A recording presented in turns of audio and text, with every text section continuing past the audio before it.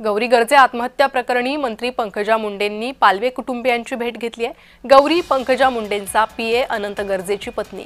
गौरीची हत्या झाल्याचा कुटुंबियांचा आरोप आहे। पंकजा मुंडे यांनी बीडच्या शिरूर तालुक्यातील पिंपळनेर येथील गौरीच्या गावी तिच्या आईवडिलांची भेट घेतली आहे।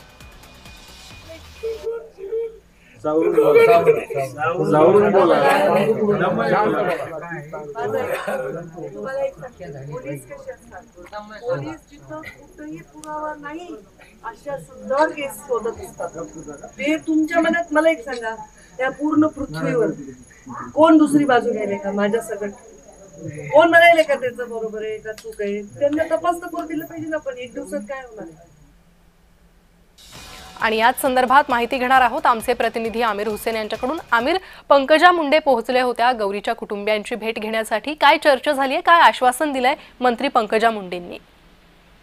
नक्कीच आपण जर बघितलं तर मंत्री पंकजा मुंडे यांनी गौरी कुटुंबाला भेट दिलेली आहे, त्यांच्या वडिलांना भेटलेले, त्यांना वडिलांना जाणपूस केलेली आहे। नेमकं ते प्रकरण घडलेलं आहे ते घडायला नव्हतं, पण त्यांच्या पंकजा मुंडे यांचे जे पीए होते त्यांच्याकडून ही घटना घडण्यात आलेली आहे। त्यांच्या कुटुंबाचा आरोप आहे की त्यांना मारण्यात आलेला आहे, कारण की जेव्हा त्याला पहिला फोन केला होता गर्जे यांनी, ते म्हणला होता की तुमची मुलीने तर औषध पिले, दुसऱ्या फोनला केलं की तुमची मुलगी सुसाईड केलेली आहे। असं दोन प्रकारचे फोन गर्जेंनी केलेली आहे। विशेष म्हणजे आता त्यांना एक संशय व्यक्त झालेला आहे की नेमकं आमच्या मुलीने सुसाईड केलं तर त्याला मारण्यात आलेलं आहे, त्यांच्यावर संशय आहे।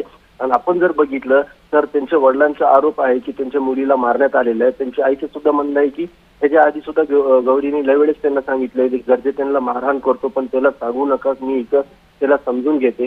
विशेष म्हणजे ऑक्टोबर महिन्यात आहे तर यांचा वाढदिवस होता, त्या दिवशी सुद्धा त्यांच्या वडिलांसोबत बोलणं झालं होतं। ते म्हणले आम्ही चांगलं साजर केलं, सोबत आहोत।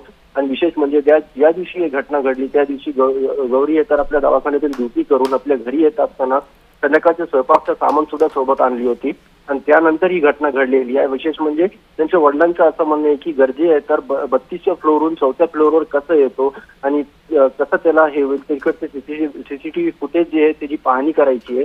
आणि विशेष म्हणजे जेव्हा पंख्याला यांनी आत्महत्या केली होती, गर्जेनी स्वतः 70 किलोची बॉडी, त्यांची मुलीचे वजन 70 किलो आहे असं त्याच्या आईचं म्हणणं आहे, ते बॉडी एकट्याने कसं खाली घेतली। विशेष म्हणजे बॉडी खाली घेताना त्यांनी काय पुरावे ठेवले नाही आणि पोलिसांना तिकडे काय संशोध केलं नाही, डायरेक्ट दवाखान्याला नेलं आणि त्याचं आम्ही बीड वरून तिकडून जाऊ तर त्याचं पोस्टमॉर्टम त्याला दवाखान्यात दाखल केलं असं गौरीचे आई बापाचं म्हणणं आहे। आमिर, असे अनेक प्रश्न उपस्थित करत त्यांनी शंका व्यक्त केलेली आहे आणि आरोप केलेले आहे।